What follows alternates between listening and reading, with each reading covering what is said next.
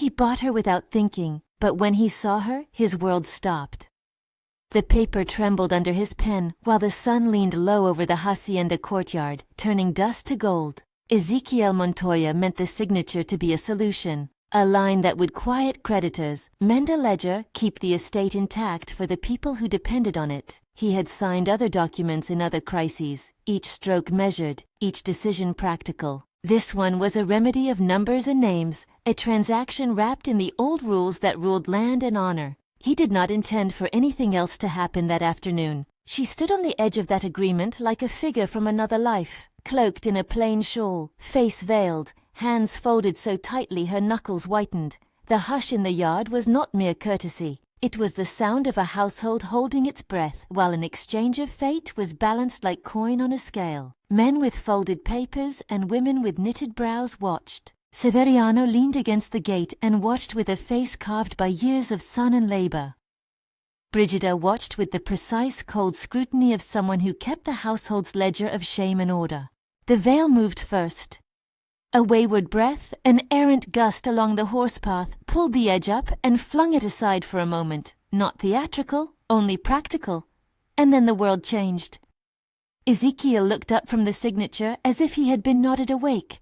The man who had expected a legal sheet and nothing more saw an angle of cheek, a line of the jaw, eyes that refused petition and instead held steady, measuring him back. Time, which had been so full of numbers, shrank until it was only that glance. He felt, in a place he had not noticed needed anything, a drop of something like recognition. Not for her as a commodity, but for her as a person who would not break under the force of circumstance. Something in him, older than the ledger, older than the estate's pride, stopped. For Leona Carrasco, the signature was the end of a smaller story and the beginning of a harder one. She had accepted the bargain for reasons that never fit neatly on paper. A brother's debt that grew like rot within walls that had no way to repair themselves. A mother's cough that made work impossible. A village headman's scorn that widened with each missed payment. It was not surrender. It was arithmetic in a life that already counted out its losses daily. When the veil lifted, she did not expect the world to tilt. She expected the world to continue to be what it had always been, a place that required compromise. But she steadied her feet. She let the look land, catalogued it, and turned that moment into fuel.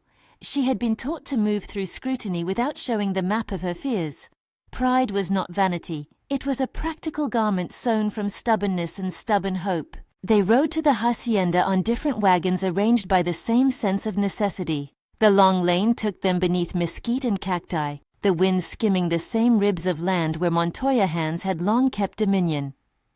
The house loomed, not a manor of marble but a wide sagging roof and thick stone walls that breathed slow and old. Children chased each other between cisterns. Dogs watched. The smell of cooking filled the air, a smoke and onion odor that promised food at the table, and underneath it, the rumble of a household measuring what it could afford. Brigida met them at the door, the household's invisible spine made visible. A woman who had run other people's lives for years with the calm cruelty of someone convinced that order was the only mercy. She had been present for market sales, for apprenticeships, for the funerals of wives and the marriages of daughters.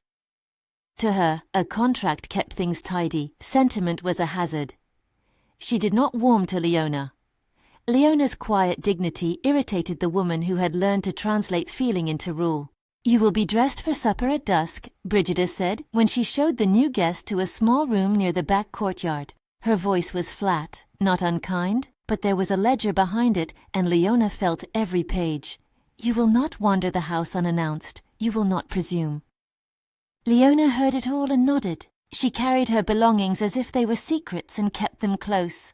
Her eyes took in the small things, the thin mattress, the single candle, the crack where rain sometimes found its way into the north wall. She saw a place to sleep and a place to keep herself intact. She was not the only one who negotiated small protections for herself.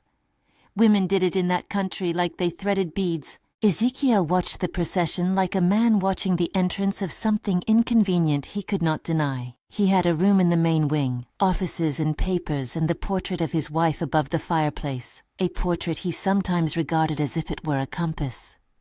He told himself he had not looked up to see the woman he had purchased. The truth was quieter and more unsettling. He had looked up and his chest had sudden, unfamiliar hollowness. It had been years since he had let another person's presence change the pace of his breath. He had obligations. Cattle needed water, hands expected instruction, creditors already spoke as if the land were a wound. A leader could not be undone by a single face, no matter how much that face seemed to tilt open some part of him that was not ledger, not duty. But that did not stop his mind from returning later to the memory of the veil's brief surrender and the look she had given him when nothing was asked of her and nothing offered. The first dinners belonged to silence. Plates clinked. The main table's regulars moved with a choreography practiced through grief and pragmatism. Severiano at one end, heads of the workers scattered like immovable pieces, Brigida directing with a sharp nod. Leona sat at the side as if she were a guest who possessed a right that had been assigned but not yet earned. People were polite in the way of people who accept obligation without warmth. It was Brigida who ensured that Leona's days were organized to fit in the margins. A room near the scullery, a separate set of chores, meals brought at times that discouraged discussion, small deliberate exclusions that felt like a draft leaking through a door. Brigida watched for any sign of Leona treating the household as anything but her place of reparation. Leona met these exclusions with the quiet armor she had practiced her whole life. She rose early and went to work without complaint, took what was offered, and did not waste words that might become weapons against her own hope. In the courtyard, she swept with a rhythm that was not to be mistaken for deference. It was a rhythm of making space for herself. Hands calloused from work did not make a woman less dignified. They told of labor and watching and skill. She used those hands to wash the same pots evening after evening, but she kept her head straight, a small rebellion. People noticed small things sooner than big ones. The way she set the cups like the house's unspoken hospitality demanded carefulness. The way she mended a torn saddle with a stitch that held firm under weight, anchoring leather to leather as if anchor could be sewn. Workers who had scoffed at her presence found themselves letting her help with a stubborn harness or the patching of a water trough. Quiet competence was a slow kind of persuasion. Ezekiel's observation did not look like concern at first. It was more that his eyes began to stop in the places she occupied. He would find reason to move through the corridors that led past the scullery. He heard the clink of her routine, and more than once he would pause with a cup halfway to his lips. He told himself that this was mere curiosity, that the world had shifted from numerical to simple human details because he needed to ensure the household ran. But other things accompanied that watching, faint memories of his wife's laugh, the way she used to insist on fresh bread before the sun rose, tiny domestic laws that had defined companionship rather than possession. Severiano understood more than he let on. He had been Ezekiel's foreman for decades, had been with the Montoya house through flourishes and frictions. He watched Leona not with the cold calculation of Brigida, but with the slow consideration of someone who had seen what happens when people are pushed until they become brittle. He would stand at the stable gate in the late hours, hands in his pockets, and study the woman who had arrived as a ledger entry. When Ezekiel passed, Severiano's glance would be a wordless translation. Measure her. Respect her. Do not make more of power than you will one day have to account for. It was the everyday skirmishes that told the true tale of the house's new order. A boy spilled water across a floor and was scolded for clumsiness.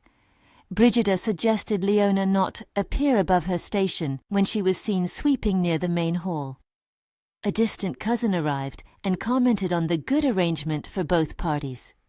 Each small moment stacked upon the last, building an atmosphere that Leona negotiated with the only tool left to her: refusal to be shamed publicly. When slights came, she let them burn like small splinters she did not let show. She never cried in public. She never asked for pity. She fixed what could be fixed and kept under her tongue what must not be said because it would not be believed. Ezekiel's doubts were quieter. He tightened the reins on the estate in order to prove to himself that nothing personal had happened. He kept to the study late and slept little. Some nights he would stare at the portrait of his late wife and ask himself whether the stir in his chest was disloyalty to memory or simply the rediscovery of the fact that a human life could still surprise him. He told no one of the way he watched Leona's hands as they moved methodically, or how the image of her silhouette at the scullery door sometimes brought a taste of softness to the back of his tongue. It was in the small mercies he began to grant that his change first became visible. A bowl of warm broth left near the stable one dusk, a cup of coffee brought to the scullery without a direct order,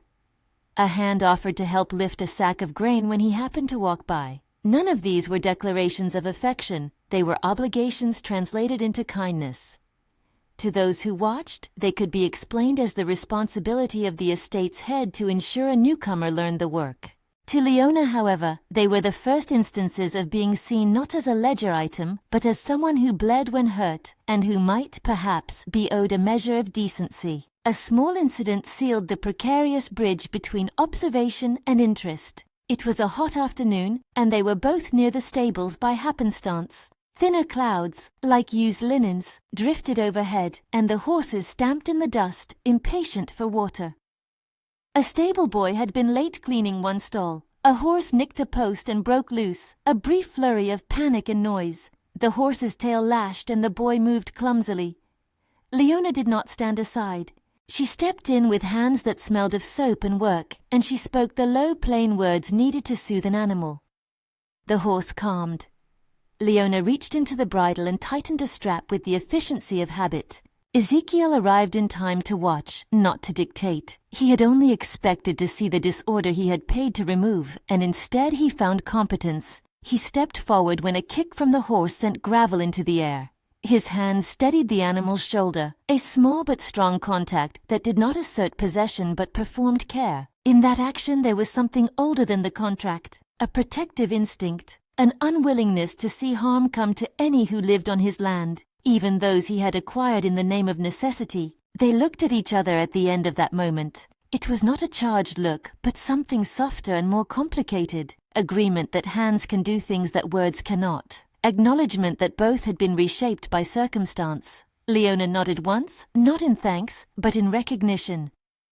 Ezequiel, unused to being met with a gaze that measured him back, felt the faint pressure of shame for having reduced a person to a solution, for having let duty be the only hand to speak. He left without a declaration. He did not know, at that time, how to translate the unsettled feeling into anything other than increased watchfulness. The house hummed with small rebellions and quiet accommodations until the season shifted. The sky, high and relentless for weeks, began to study a different kind of pressure. The wind smelled of change. Cattle moved slower. Children tracked mud where there had been dust. Old men at the farriers began to talk in tones that suggested the weather would not be easy on roofs and on patience. On the eve that would change the rhythm of the house, Leona rose and tightened the laces of her shoes as if preparing for something beyond ordinary work.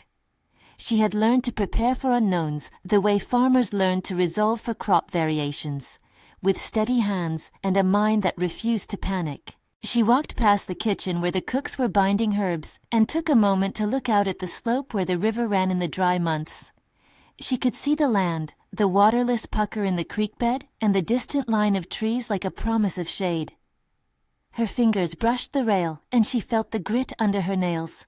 She had come to the hacienda believing that her life would be an account balanced by sacrifice, yet she did not accept the humiliation that came with being treated as a remedy. That evening, subdued talk in the main room threaded through recipes and finances. Brigida moved with an efficiency that owed to habit and authority. Ezequiel made calculus with a cup of coffee while he reviewed the letters from those who wanted repayment. The house was compact with the sound of people moving in the economy of need. No one predicted thunder.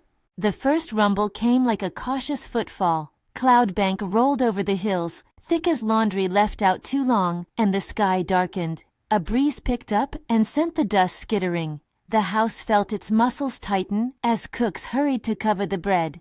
Children ran for shelter, and the men made sure the animals were secure. Rain would not simply be rain in a place that relied on it for the life of fields and for the weight of yields. Rain had the power to cleanse and ruin, and to reveal what was hidden. Brigida ordered the shutters closed, and then, as to a recital, reminded Leona not to dawdle.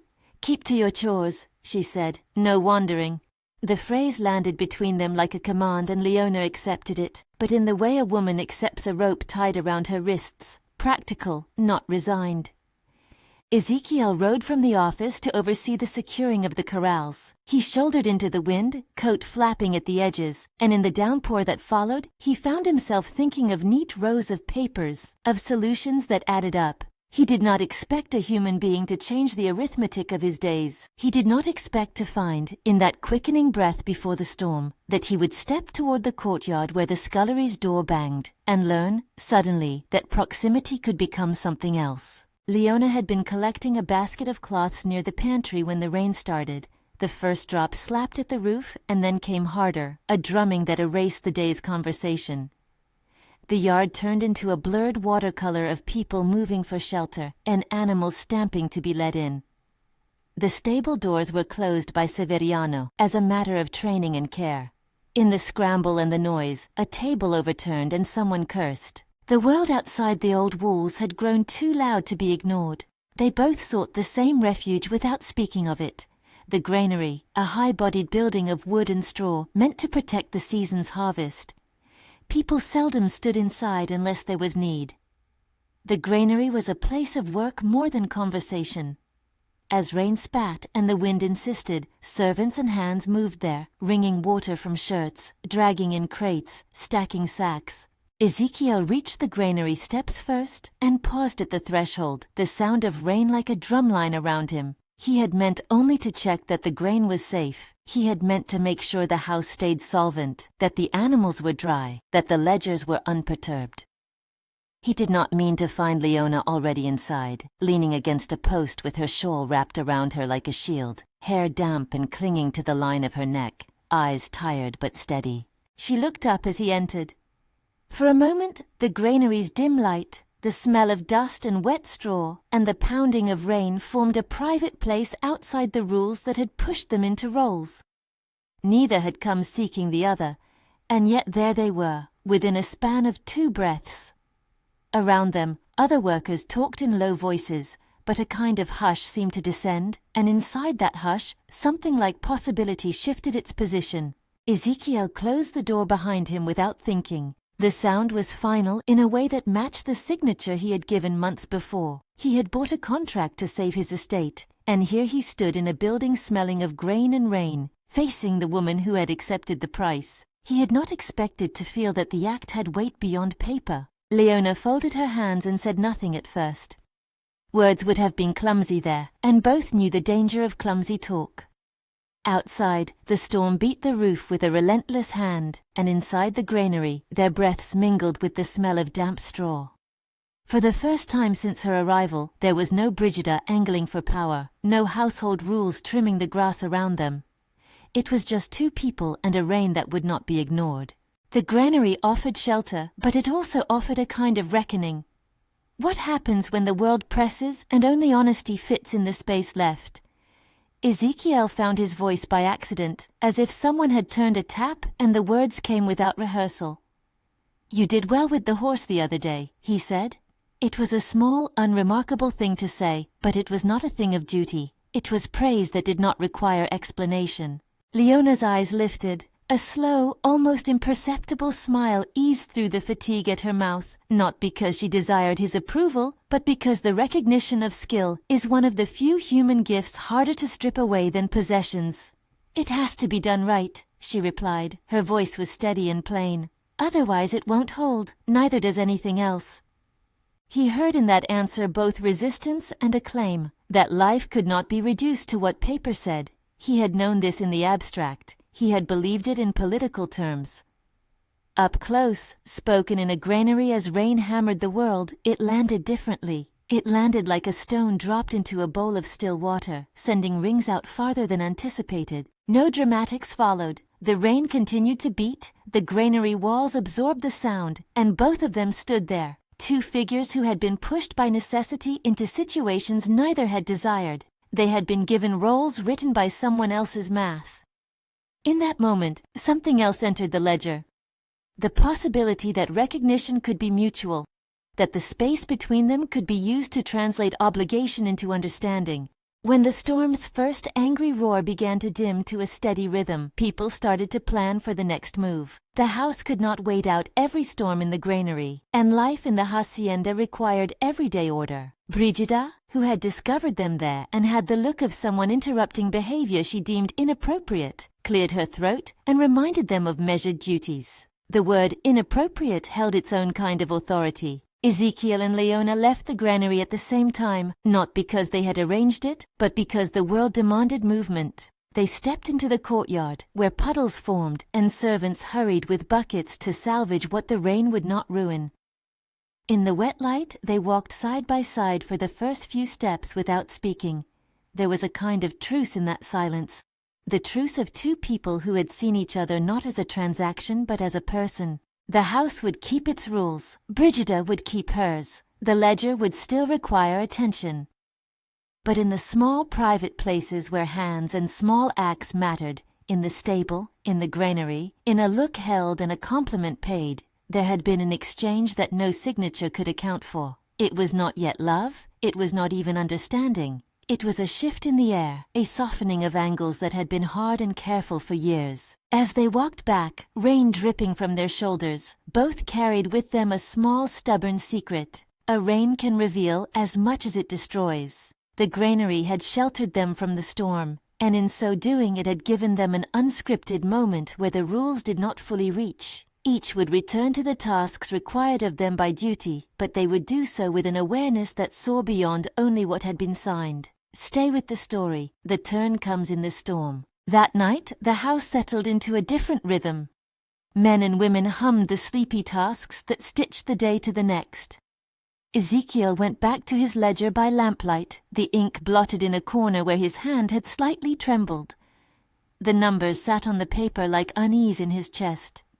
The estate could survive if decisions were firm, but he felt the cost in the quiet way one notes a missing person at the table. He had purchased a contract to save the Montoya name. He had not imagined it would force him to confront a truth that was not financial. Leona lay awake in her small room, the rainwater ticking on the roof like a small, precise metronome. She thought of the look they had exchanged and of the way the granary smelled. Hay, wet leather, and a faint, sweet suggestion of earth. She thought of her family back in the village, of a brother whose choices had curled into ruin. The contract had saved them from immediate collapse, yes, but at a cost that whispered itself into the nights. How to remain whole when the world decided you had been paid for. She would not let the world paint her as less. She had watched Brigida's contempt and Severiano's quiet witness. She had felt Ezekiel's gaze like a measuring stick and had chosen to fold it into the texture of her days rather than let it flatten her. Her autonomy, she decided, would be an act of small daily resistance. She would speak when necessary, refuse when needed, and accept help when it came as kindness rather than ownership. In the days that followed, the house settled into a new pattern of small interactions. Ezekiel found reasons to be near the scullery without announcing it. Leona continued to do what needed doing with a stubborn grace. Brigida observed all and tried to reassert the balance of power by assigning menial tasks and commenting publicly on propriety. Severiano continued to stand in doorways and watch the unspoken currents with the patience of a man who had seen enough to know how fates bend. A rumor began to circulate quietly among the workers that Ezekiel had acted hastily when he signed the contract, that perhaps family shame and a history of misjudgments fed the need to make immediate bargains. Rumors travel in narrow halls and gather like damp. They found him in the kitchen in the form of pointed silence and in the market as a trimmed-down conversation. He could handle the gossip. He could handle creditors. But the idea that he had not looked, that he had not seen the person he had bought, stuck into him like a splinter. He began, with the sort of deliberateness that had characterized much of his life, to undo a few small injurious things. He asked that Leona be seated at the main table on feast days, not out of spectacle but as a matter of decency. He insisted that she be provided a better bed, because a person's nights matter as much as their days. These were gestures, not absolutions. He did not think gifts could atone for the ledger's violence, yet the gestures were a way of acknowledging that the act itself had done harm, and that acknowledgement required repair. Leona accepted some of these changes with the same clear-eyed approach with which she navigated the world. Pragmatic, wary. She did not want charity. She wanted dignity. If Ezekiel offered that, she would take it like a tool to use for her own life. She knew the danger of being admired when admiration could be converted into control. She would not let such admiration become a leash. She would let it be a mirror. If he changed his ways because he recognized her as a person, then perhaps there was reason to learn trust. If he merely altered the positions of their outward power without altering what lay inside, she would remain guarded.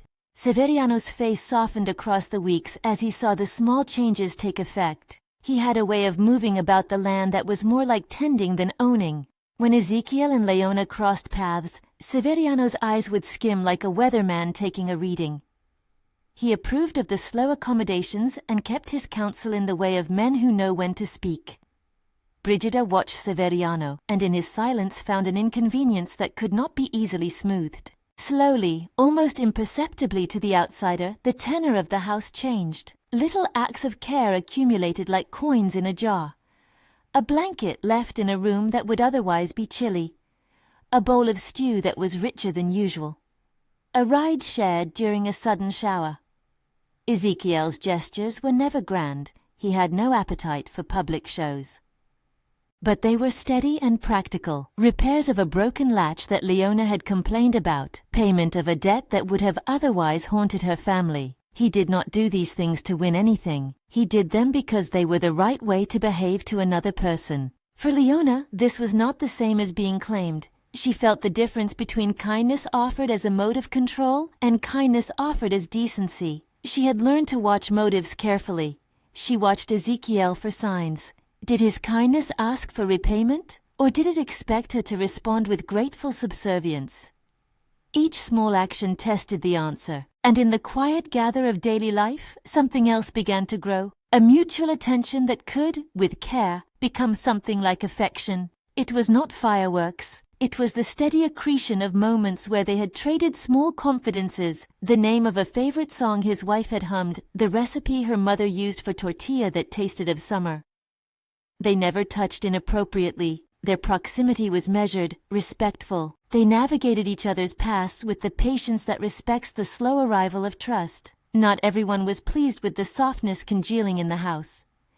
Outside forces, neighbors who had always viewed the Montoya estate as a thing to be admired and simultaneously used, began to whisper about the oddities of such arrangements. Their talk was like small stones chucked at a window pane, irrelevant to those inside unless the wind carried it in. Yet it reminded the household that a scandal could evolve from a private truth revealed in the wrong tone. Leona moved through the days with an increasing sense of self-possession. She learned the names of the fields and which oxen had the gentlest gait. She insisted on learning the ways of the house, not to be subsumed, but to speak from competence.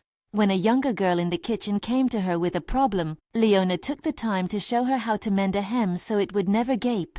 She taught practicalities because teaching is a way of enlarging one's own space without asking permission.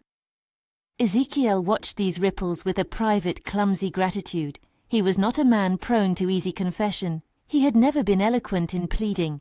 His words were measured and sparse. Yet the presence of a person who refused to be merely a solution to his problems softened him in corners he had not intended to be soft. He found himself, at odd hours, reading fragments of letters his wife had written, and noticing the ways Leona's habits, the way she folded cloth, the way she hummed while she worked, matched quiet things he had once loved.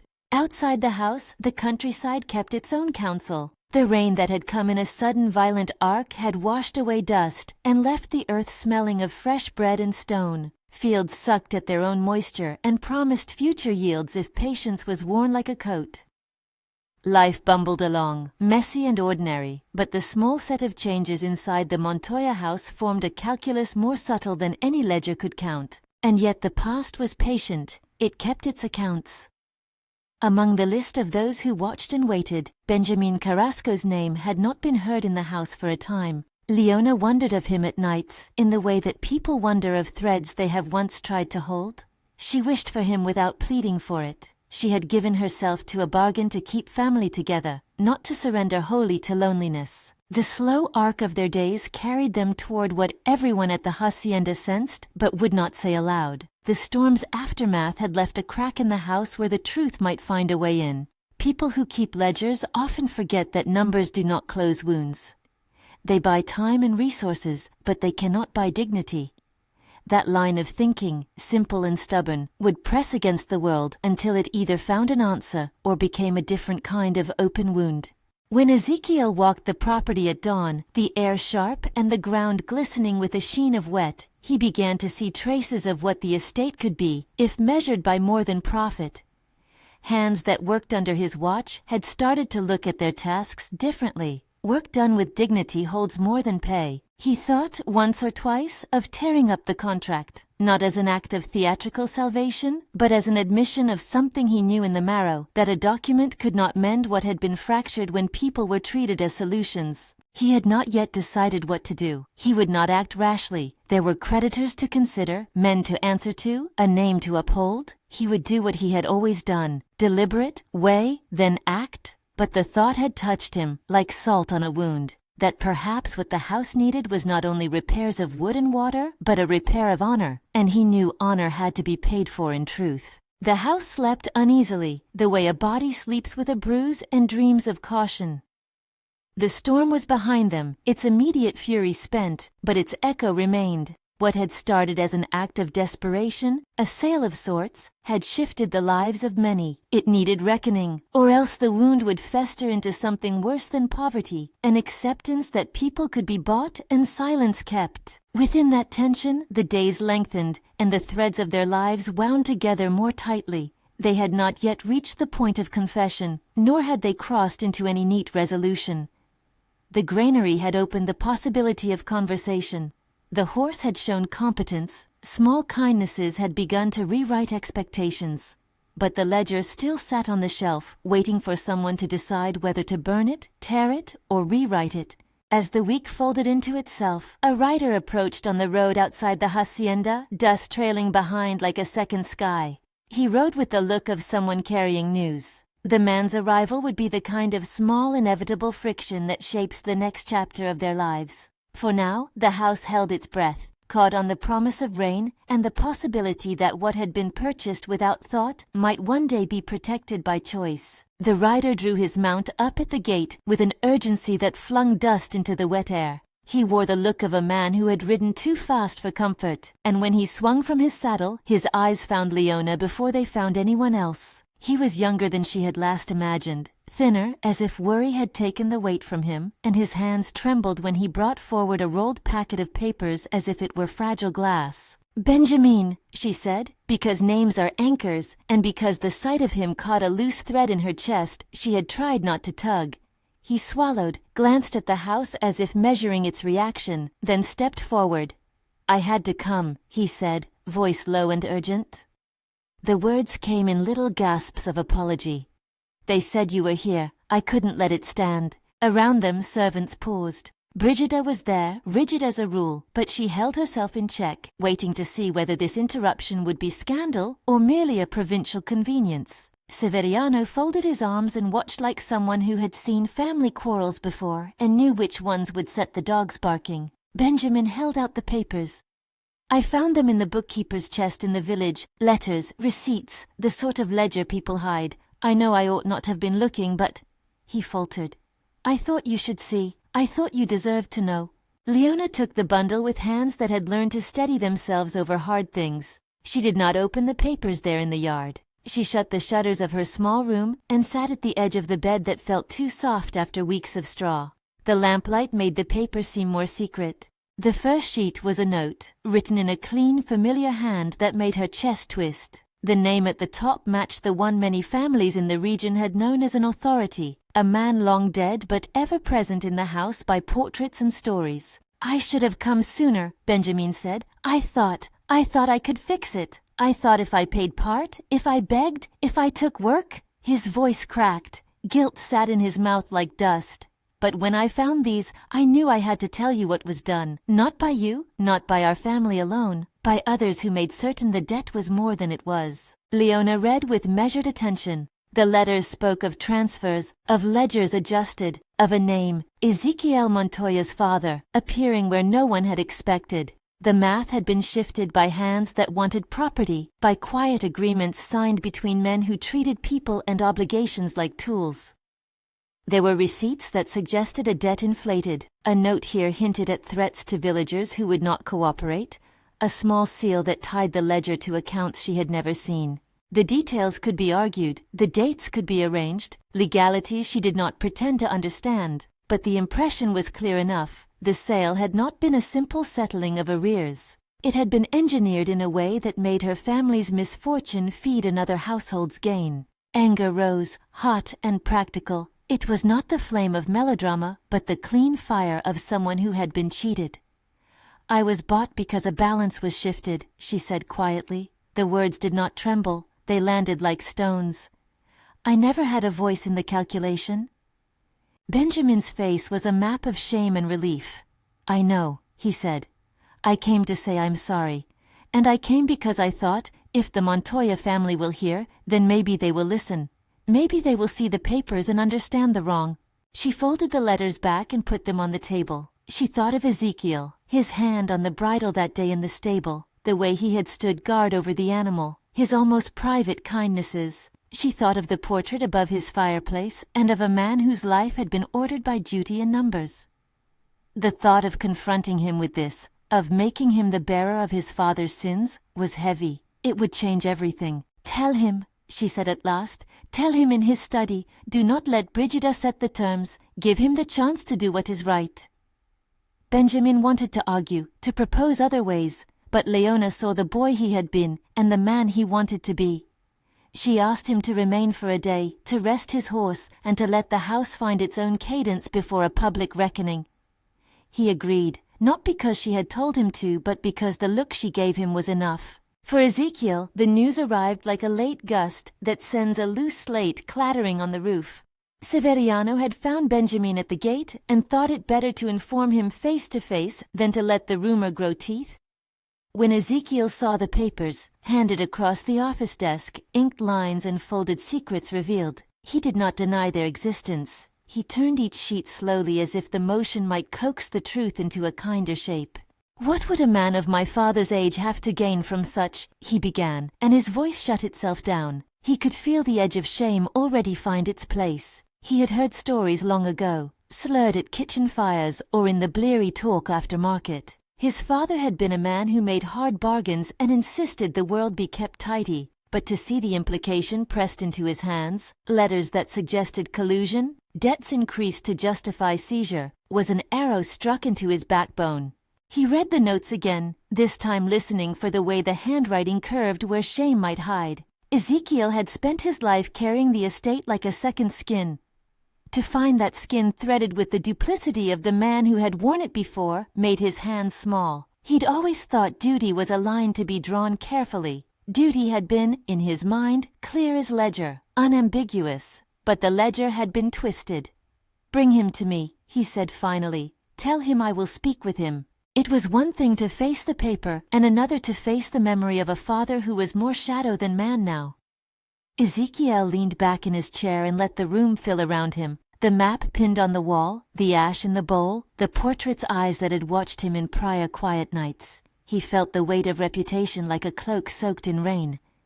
What he did next would not merely be a family matter. It would be a public unwrapping of old sins. Benjamin's confession, when it came, was not theatrical. He did not stand in the doorway and call for a crowd. He went to Severiano first, then to Ezekiel in the study, and he spoke with the directness of someone who had carried the shame too long.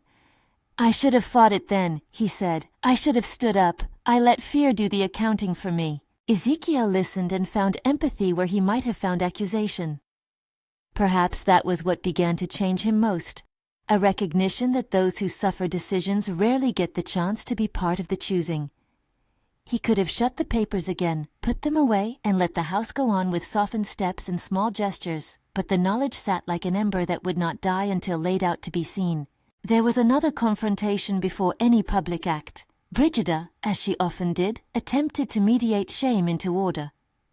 "These are matters of privacy," she said sharply when the talk spilled towards the courtyard. "There are creditors, obligations. You cannot unbind a binding with words and sentiment." Leona stood then, the bundle of papers in her hand, and for the first time in that house raised a voice that was both quiet and cutting. "This is not a private matter to me," she said. "It is a wrong done to my family. It is an accounting that places human lives as collateral. If someone has profited from lies, it is not private, it is public. If it will be discussed, it will be discussed openly, and I will not be a footnote. Brigida bristled and retreated. She had fortified herself for rules, not for a woman who demanded voice. Around them gossip began to gather like storm clouds, and the choice of how to proceed could not be contained. Ezekiel, who had been careful to act within the bounds of what was expected, felt something like resolve settle into him. The ledger had to be answered to ledger, and human wrongs required more than quiet corrections. The corrals that week found Ezekiel again, and then Leona in a sudden, unavoidable moment that sealed the distance between obligation and care. A young colt, fretting against the confinement and unused to the autumn rains, slipped a hind leg between two slats as men loaded feed. A rope taut and then gave. The animal panicked. Leona was there. She had been inspecting a harness for a neighbor and saw the tail lash, the dust fly. The boy at the gate stumbled back, an anvil of panic in his chest. Leona moved because she could not move. It was as simple as breath. She ran forward and circled tight to the colt's flank, her hands steady where panic would otherwise have planted itself. The animal kicked, thrashing, and one hoof struck her shoulder. She went down, wind leaving her in a bright, sudden way. Pain bloomed acute and white, but there was the same steady thread through her. She would not be broken. Ezekiel was there within the blink of an eye. He pushed into the chaos with a man's habit of keeping harm at bay. He took the colt's bridle and steadied it, but his hands did not come in the shape of ordering. They came as hands accustomed to holding things safe. He lifted Leona gently, careful, because the movement could be dangerous, but imperative, and carried her to the infirmary room where his housekeeper kept bandages and balsam. The motion was practical, urgent, and utterly human. Severiano lent his knowledge of binding and set the splint carefully. The shoulder was bruised and perhaps cracked. Leona bit down on a silent hiss and let them work because she was not the sort to dramatize injury. Ezekiel sat close, his hands moving with deliberate care. He did not crowd her, he did not fuss. Instead, he washed the wound with water that smelled faintly of iron and earth, murmured simple observations, and left his palm on her forearm when she flinched. "You did what needed to be done," he said once, voice low and rough with something that might have been worry. She looked at him, the light catching a line of grit in the curve of her jaw. "So did you," she replied. "It could have been worse." He refused the easy comfort of distance then. He brought a warm cloth, applied herb poultices that Severiano had instructed him in, and sat through the slow hours while the house moved around with hushed, busy hands. He stayed when he could have retreated to talk numbers. He stayed when he could have appointed a servant to sit. He did not make speeches. He let his presence be the thing that spoke. In that room, under a single lamp, they traded confidences that were not declarations, but the small, dangerous admissions that adults make when they begin to trust. Leona spoke of her mother's cough and the nights when the village roof had leaked. Ezekiel confessed a memory of a tongue of wind in his youth that had stolen his father's temper and left him with a vow that nothing under his name would be easy to take. Neither offered absolution. Both offered what they could, honesty and guarded tenderness. He watched how she closed her fingers after he adjusted the bandage, how she held a mug of broth but did not drink at once, how she blinked when something in the room folded into an ache. The sight of her fragile, capable body tended by his hands made something in him rearrange. It was not romantic thunder. There was no fireworks, only the quiet realization that he had the capacity to be responsible in ways that mattered more than ledgers. Benjamin watched all of this with the remorse that comes from being a witness to what might have been different had courage been chosen earlier. He stayed on the periphery, ready to aid but not intrude. His presence was a reminder that the wrongs were not abstract. They were personal, messy, and threaded through with regret. When Leona's pain had dulled to a hum and the night settled into early shapes, she asked the question that had been forming since the letters had been read. "Will you do something about it?" Her voice was steady, not a plea. It demanded an answer that would ripple outward. Ezekiel's first instinct was to balance practicality against reputation. He thought of the creditors who liked certainty more than truth, of the wives' gossip who cherished stories of cautionary deals, of the men who believed that a house's honor was the same as its bottom line, but the image of her shoulder bruised and his hand steady had changed the weight of those calculations. "I will," he said simply. "I will not let wrong be the architecture of this house." That promise began the slow pivot toward the public reckoning. Ezekiel had not been a man of showy gestures, but he understood symbolism. To undo the harm required more than private contrition. It required exposure and willingness to accept whatever consequences followed. He could use secrecy to insulate his family name, but secrecy would only bury the truth deeper. Instead, he resolved to make the wrong visible. The town square was small and rough, a place where market stalls jostled for space and where people always had time to gather for a thing that smelled of upheaval. Ezekiel arranged for a noon proclamation on a market day, a deliberate choice because such days forced attention without the theater of grandeur. He asked Benjamin to stand up and speak, and he arranged for the village scribe, a man who had been paid by both houses through a variety of hands, to bring the ledger copies. He did not concoct a spectacle, he organized a public accounting. People came for bread and gossip, but the air tightened when Ezekiel climbed the steps of the old fountain and held the papers in his hands. He was a man used to commanding the workers and the books. Now he commanded his own shame. He did not make himself a spectacle of emotion.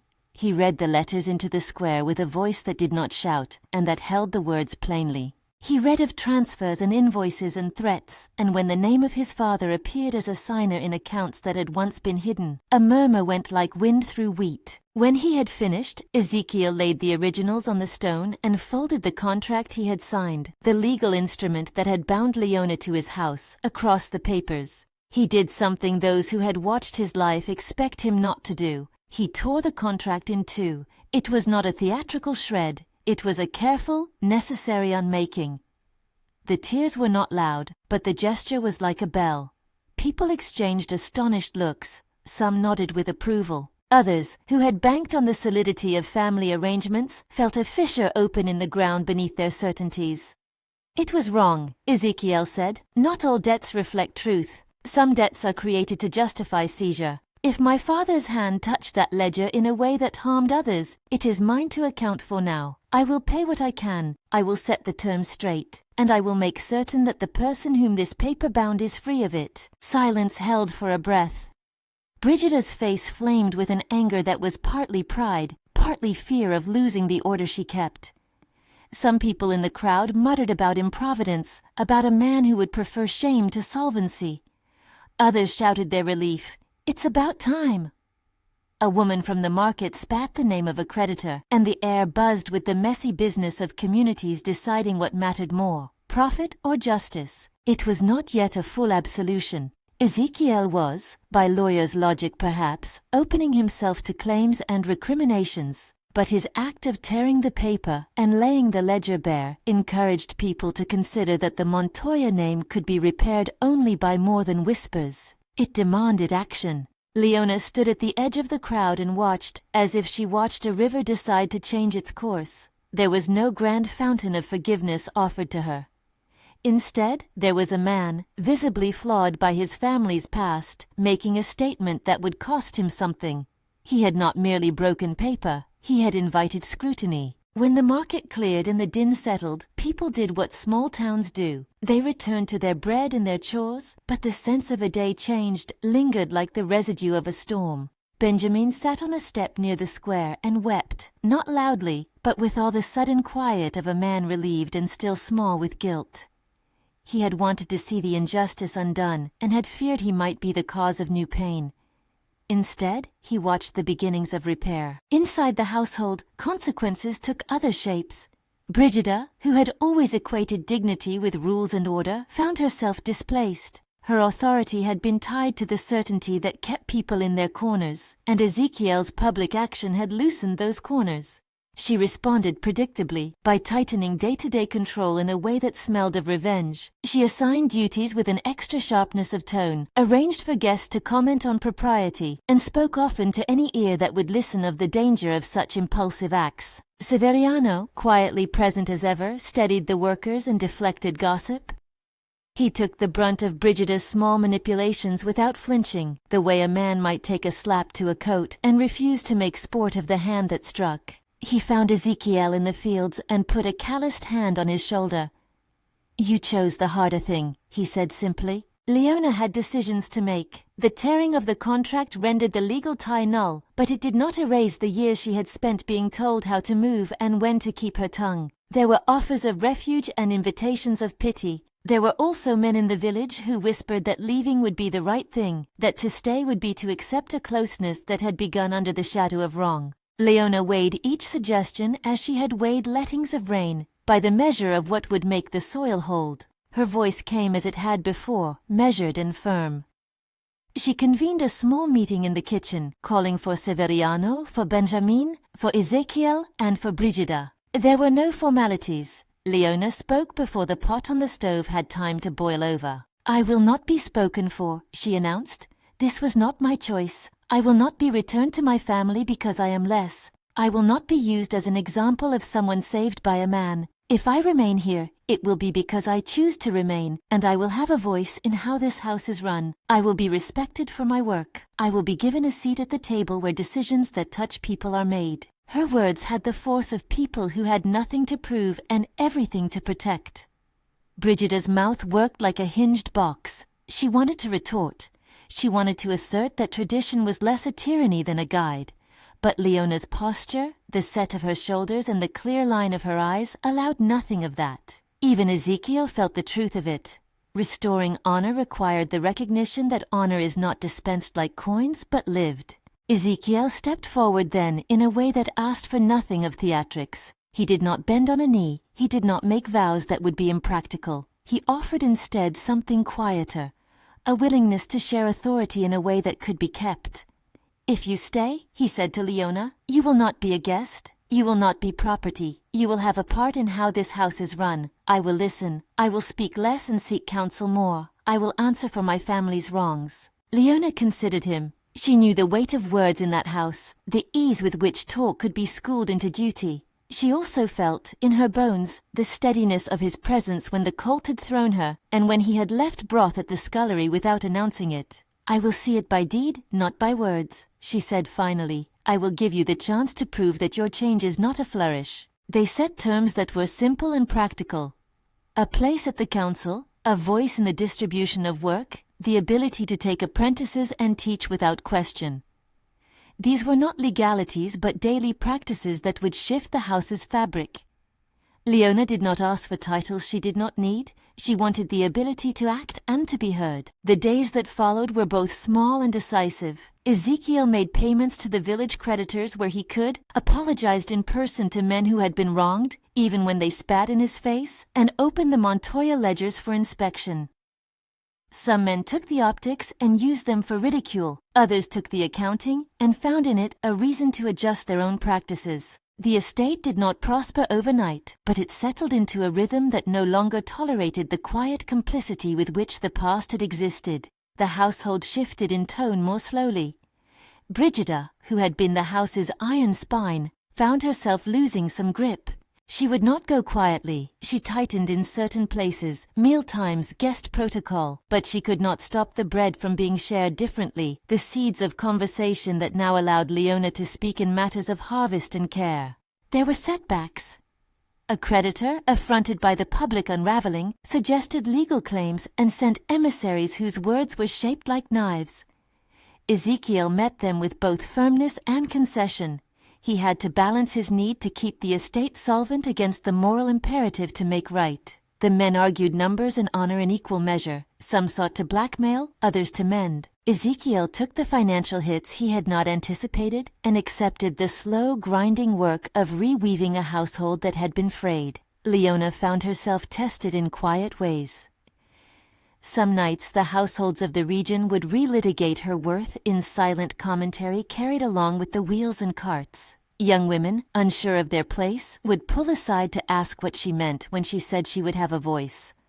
Old men, hardened by custom, would mutter about scandal. She faced each with a steady answer.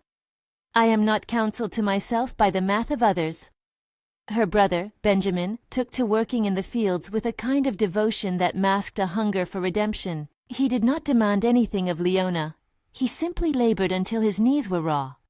His presence, though small, became its own apology. He learned to repair fences and to tend animals. He learned that restitution is often paid in the slow labor of making things that once broke again useful. Their intimacy, if that was the name for what came, was not sudden. It remained for a long season, the quiet accumulation of moments, an extra blanket placed over a shoulder in a cold room, a hand that reached instinctively to steady a ladder, a shared silence that held more understanding than pages. No one in the house could point to a single day and say, "This chose them." Instead, there was a calendar of small mercies that told the story. Ezequiel learned to ask Leona's opinion before making decisions that affected her part of the house. He would sit with the head foreman and wait for her to speak about the condition of the broodmares. He asked about the pantry stores and took notes. He made no grand public pronouncements. He did the daily work of apology, the kind that looks like consistency. One evening, after a long day of mending dry ditches and settling new accounts, Leona walked the ridge above the hacienda with Severiano following at a discreet distance. Ezequiel was in the yard, repairing the same old fence that had long needed attention. He had a hammer in his hand but moved slowly, as if each nail held its own memory. The sunset turned the fields a fine, softened copper. She called to him across the stretch of grass, and he paused, wiping his hands on his trousers. He met her halfway, their steps falling into a quiet, private rhythm. There were words to be said. Small, practical things about caring for the orchards, about a fence that needed adding to, but there was also a gentler currency at work. Acknowledgement. "You kept the promise," she said softly. "You did not make a show of it. You did the thing in the ledger that is harder than tearing a paper. You made changes." He looked at the fence then, at the line of posts they were hammering into the ground, and then at her. "I did not do it alone," he said. "I am learning. Sometimes I will be clumsy. You have my patience if you will have it." She considered him. Plenty of men had asked things and not kept them.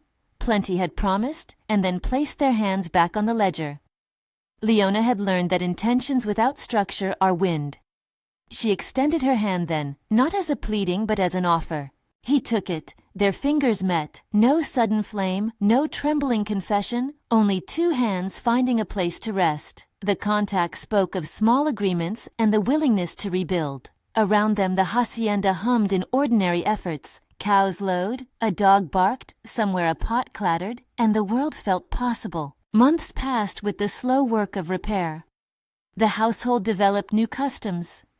Benjamin married an ordinary girl from the village months later, not because anyone at the hacienda decided it was right, but because his heart seemed to mend in the same steady way the fields did after a storm. He learned to keep promises by returning each day to the work of keeping. Brigida remained, as human beings do, complicated. She could not wholly surrender authority, and sometimes took petty revenge by rewriting lists or making demands. But even she learned the quiet grace of adaptation, enforced by the steady look of Severiano, and by the fact that her own life had value independent of keeping others in their place. She softened, in the ways grudging people soften.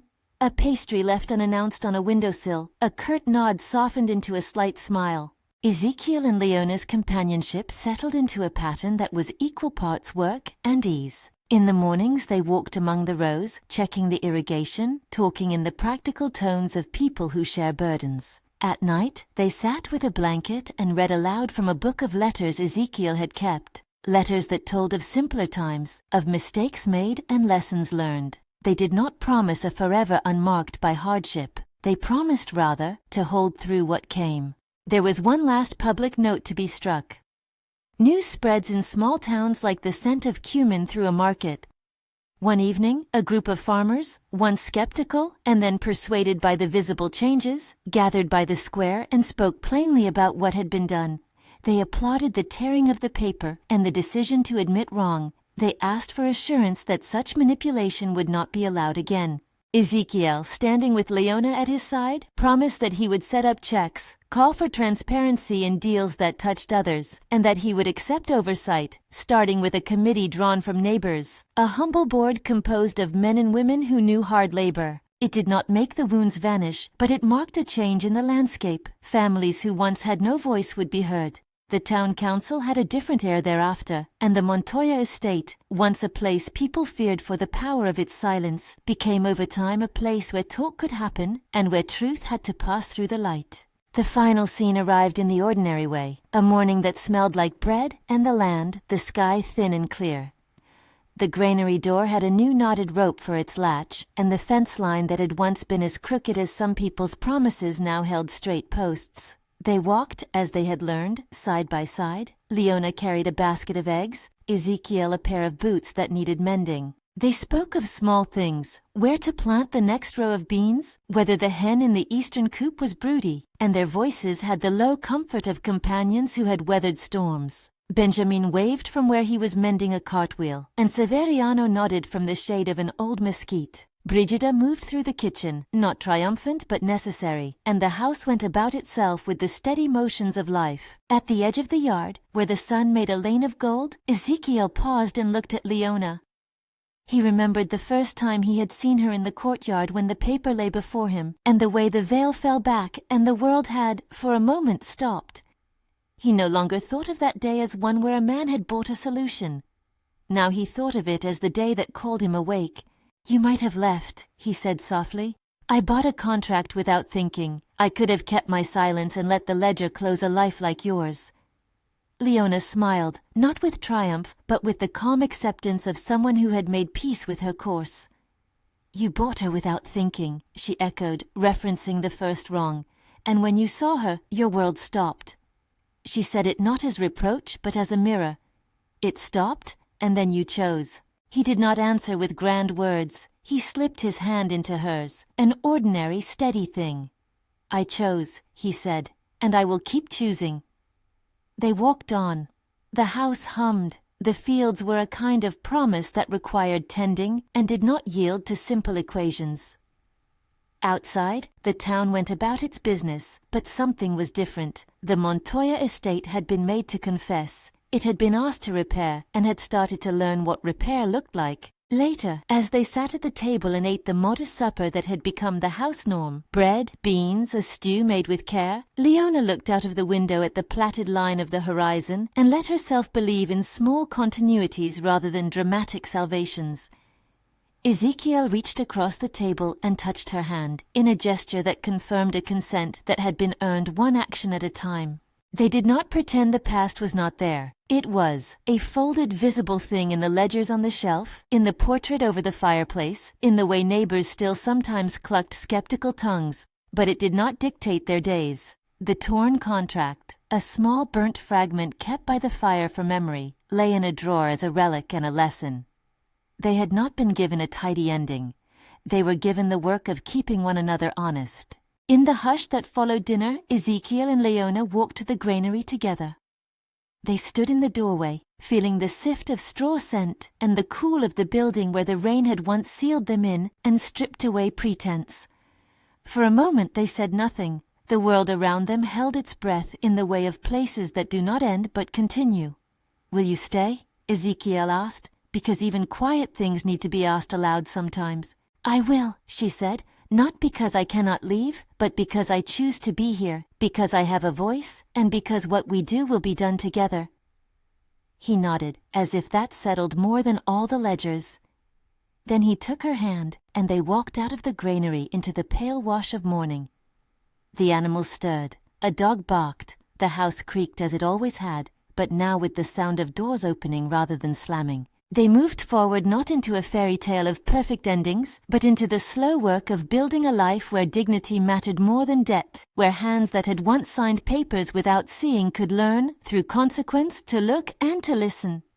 If this story touched you, please like and share with someone who loves slow, honest tales, and subscribe for more stories set in the old countryside.